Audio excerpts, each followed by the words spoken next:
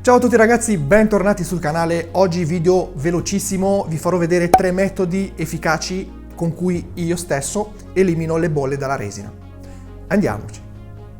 Il primo metodo che utilizzo è un cannello a gas oppure una pistola di aria calda. Non va bene il phon, quindi ricordatevi, dopo aver versato la resina nel vostro stampo, passate delicatamente il cannello sopra la superficie.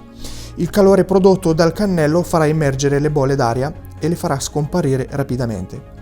Assicuratevi di mantenere una distanza sicura e di muovere il cannello in modo uniforme per evitare di surriscaldare la resina. Secondo metodo è l'utilizzo di un contenitore di acqua bollente. Dopo aver mischiato i due componenti e miscelato bene la resina, potremo riscaldare una pentola per immergere il bicchiere oppure contenitori più piccoli.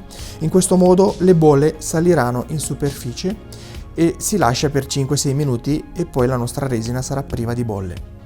Il terzo metodo che vi consiglio è l'utilizzo di una pompa a vuoto. Questo strumento è particolarmente utile per eliminare le bolle d'aria durante la preparazione della resina. Basta inserire il contenitore con la resina e farlo funzionare per alcuni minuti.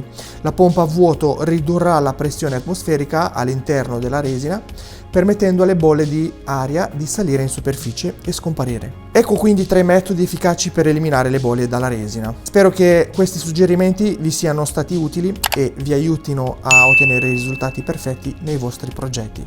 Se avete altri suggerimenti o domande, non esitate a lasciare un commento qui sotto. Grazie mille per aver guardato e ci vediamo al prossimo video.